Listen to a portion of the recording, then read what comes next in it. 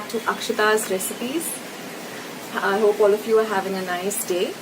So today's recipe is a breakfast recipe which I'm making with oats, and there's no sugar or sugar substitute that we're going to add to this recipe. We're going to add some other ingredients which substitute for the sweetness, but they're all natural and they're really delicious. So we're going to call this cardamom oats or elaichi oats because I'm going to be using cardamom, and watch the video till the end because I'm going to show you how to make your own elaichi powder or cardamom powder at home, which is super simple, no gadgets and no machines required. So I hope you enjoy this recipe and I hope you give it a try. Let's just jump straight ahead into today's lovely cardamom oats. So friends, let's start with this beautiful recipe of elaichi oats. Now here I've taken a pan, turned on the heat, and I'm going to add 1 teaspoon of clarified butter or ghee. Now once the ghee melts, I'm going to add half a cup of oats. So this is my quarter cup measure, so I'm using it twice, so you get half a cup of oats. Now I'm using the Quaker oats. You can use whatever oats you use generally. And now I'm just going to fry this oats really well in this clarified butter or ghee for at least half a minute till all of the oats nicely gets coated with the ghee. So we're going to do this on a low to medium flame. And once our oats is nicely roasted, we're going to add 1 cup of milk. And we're going to mix the two ingredients really well together. Again, cooking on a low flame for just half a minute so that the oats gets nicely cooked in the milk. Now I'm going to add 1 teaspoon of cardamom powder. And for those of you who want to know how I make my homemade cardamom powder, you can watch the video till the end. And now just mix everything well. Like I said, just for half a minute, we're going to cook the oats in the milk and with the elaichi powder added to it. Turn off the flame. And now I'm just going to transfer it into bowls. So I'm making two sets of bowls of this breakfast elaichi oats.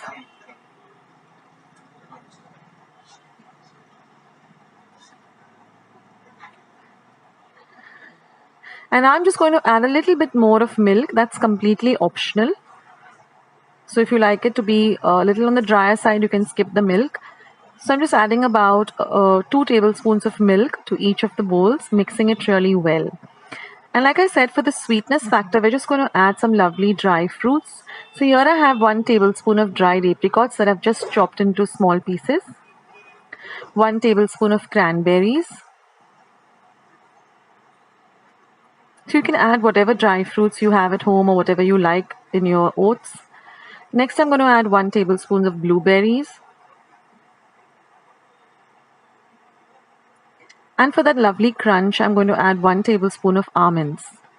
So you can add walnuts, you can add cashew nuts, you can add even fresh strawberries, raspberries, apples, whatever you like with your oats, because that will be the sweetness factor. So you don't need to add any sugar, jaggery or any kind of sweetening agent. And that's it guys, your lovely cardamom flavored oats is all ready. You can have it piping hot or you can have it at room temperature or even refrigerated for about a minute, 2 minutes or 3 minutes and have it. Now for the elaichi powder, which is super simple.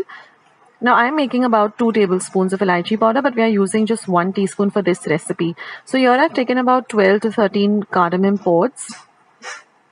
These are the green cardamom pods. Now I'm going to add them to my mortar and pestle, and I'm just going to lightly, crush the pods so that they open. So you just give them a light crush like this. And then you will see that they open up instantly. And then all you have to do is just take out the lovely elaichi or cardamom from the pods. Now I like to retain the covering or the pod, and I use it when I'm making my tea. I just add it to the tea when I'm boiling my tea, and that adds a lovely elaichi kind of a flavor to the tea. Even if you're making rice, if you're boiling rice, you can add this. For some pulao rice or biryani rice, you can add the pods also. They add a lot of flavor. So once you have finished, getting the elaichi out of the pods, then all you have to do is just crush it to a very fine powder.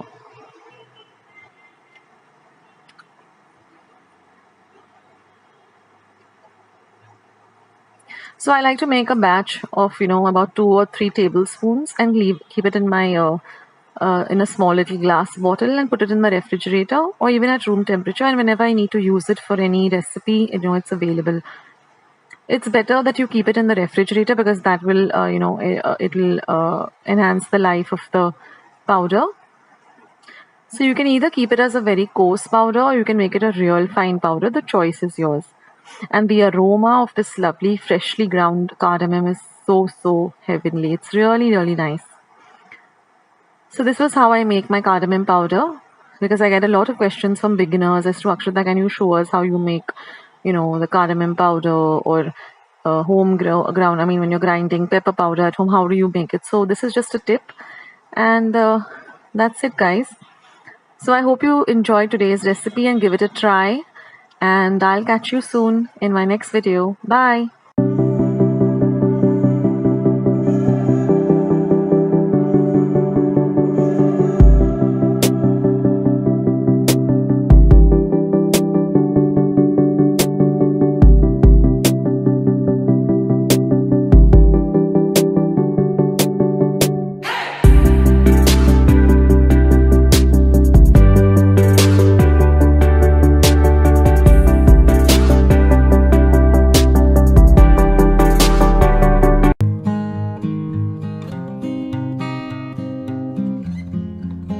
Recipe.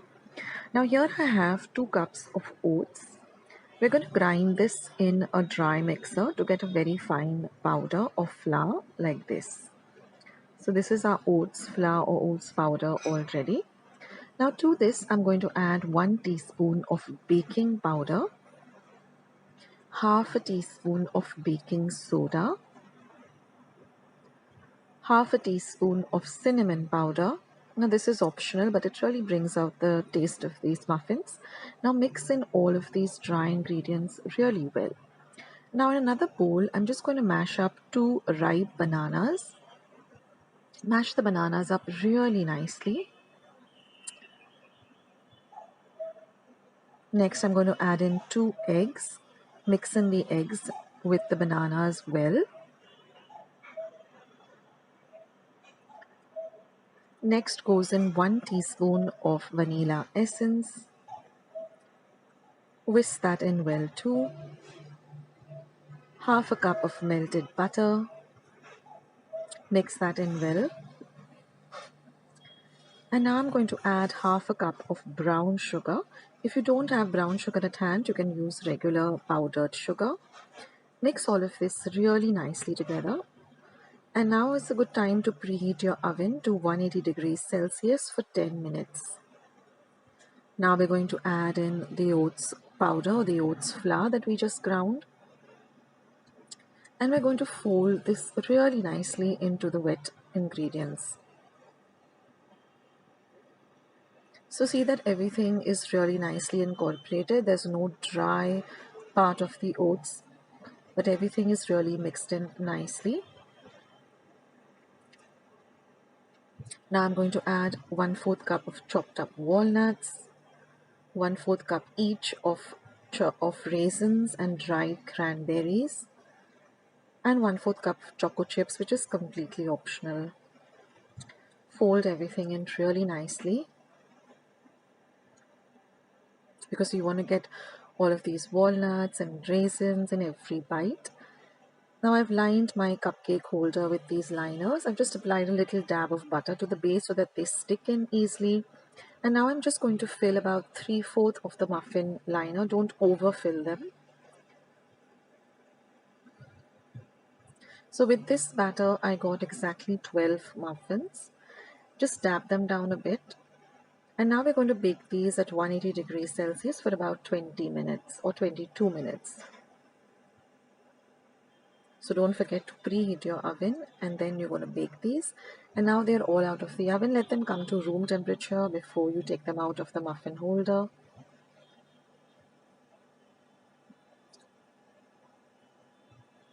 So that's the remaining batter, which I'm going to again add into the new cupcake liners and bake them. And now you can see that I've just taken one of them out, and it's baked so nicely. The color is also very gorgeous. And this is the inside of it. Let me give you a clearer picture. Let me adjust my camera. There it is. So these muffins are really delicious and so healthy also.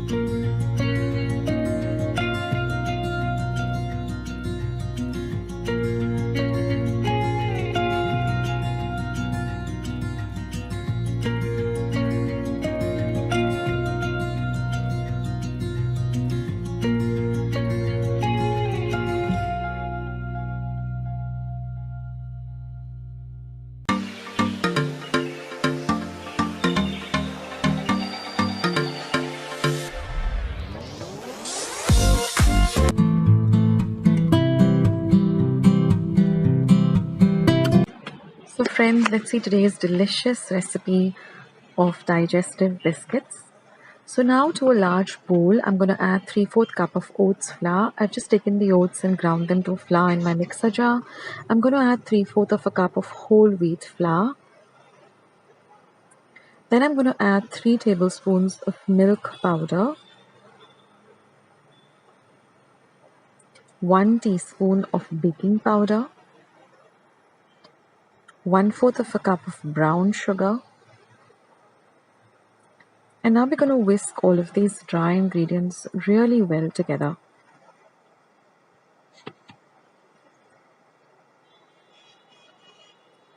Then we're going to add 1/3 of a cup of butter, which is at room temperature.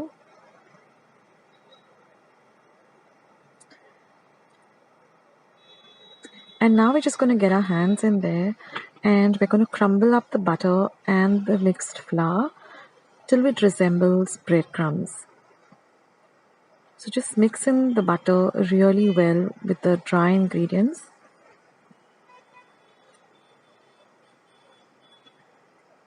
And then you get this kind of a crumble or wet sand kind of texture, so that when you hold the mixture together, it all comes together. So now you know you can add the next ingredient, which is milk. So add a little milk at a time, and I used half a cup of milk, but use a little milk at a time, and you're going to get a nice dough, a very firm dough with this mixture. So you keep adding milk till you get a nice firm dough. Don't add all of the milk at one time, add a little at a time.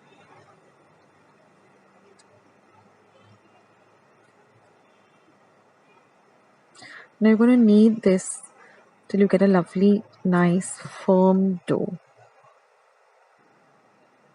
Now if your mixture becomes too watery, just add a little bit of whole wheat flour or oats flour. And if it becomes very dry, then add a little milk and again knead it. So I'll show you the consistency of the texture we're looking for. It's this kind of a texture. It's really nice and firm, which you can handle with you easily. It doesn't crumble or break. Now I'm going to use 2 pieces of butter paper or parchment paper, and we're just going to roll it down to about an inch thickness. Now you need to do this because if you directly roll it with your rolling pin, it might disintegrate or break. But if you use this method, then it's much easier. And in between, just lift the parchment paper and again put it back, otherwise it sticks to it and it becomes very difficult to roll it out. So now you can see that I've rolled it out to an inch thickness. And now you can use a round cookie cutter. I'm just going to smoothen it up by just rolling the pin over it once more very gently. And this would be a good time to preheat your oven to 180 degrees Celsius for about 10 minutes. So now I'm going to use this round kind of an object. You can use anything that's nice and sharp and round. We just want to cut even size rounds. So you can go with whatever size you want. If you want smaller cookies, you can go with smaller cookies. Whatever shape you want. You can use any cookie cutter that you generally use. And now we're going to remove the excess dough that's around it. Don't throw that away. You can again reuse it to make these cookies. Just knead them again and then follow the same procedure. And now I'm just going to line my baking tray with some parchment paper, and I'm just going to lay these out, leaving a little bit of space because when we bake them, they do expand a little. So right now I'm making 6, but I totally got about 10 cookies. And now I'm just going to take a sharp matchstick and twirl it around and get these kind of holes, which generally, digestive biscuits have. And then I'm going to bake it at 180 degrees Celsius for about 15 minutes. Let them cool to room temperature. And there you can see how beautiful they look. They're nice and golden brown in color. And this is such a healthy option because we're using oats flour, we're using whole wheat flour. We're not even using sugar, we're going for brown sugar. You can even use a sugar alternative if you're used to using that instead of sugar. And now once they've cooled to room temperature, you can see how beautiful they are. Even the base of it is nice and baked. And I'm going to break them and show you how crispy and amazing it is. It is crispy, and at the same time when you bite into it, it's delicious and really nice. So I'm just trying to focus the camera and you can see how crispy and crunchy it is, and it's really super delicious. So guys, if you like this recipe, then do leave your comments in the comment section below, and don't forget to give this video a big thumbs up, and please do share my recipes with family and friends. I'm gonna catch you soon in my next recipe. See you till then.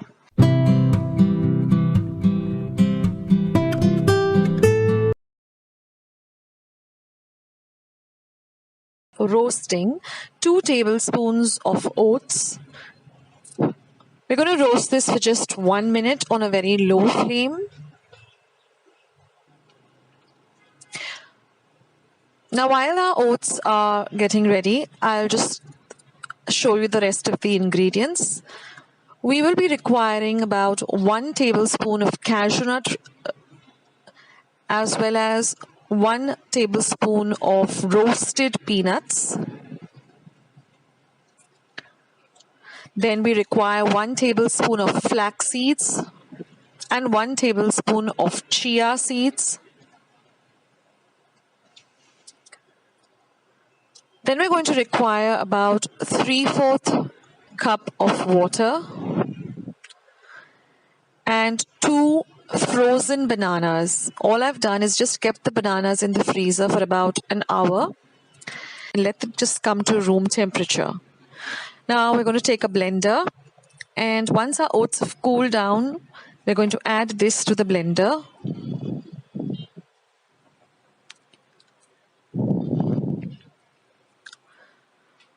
Now we're going to add in the flax seeds. We start with the chia seeds, then go in the flax seeds, then go in the cashew nuts and the roasted peanuts. Then we're going to add the water, and now we're going to peel the frozen bananas and chop them up into 4 or 5 pieces and add that to the blender too.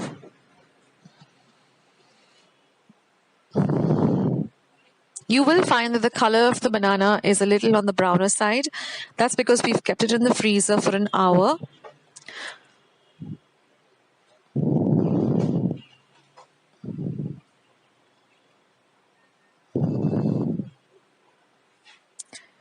And then we're just going to blend it all together.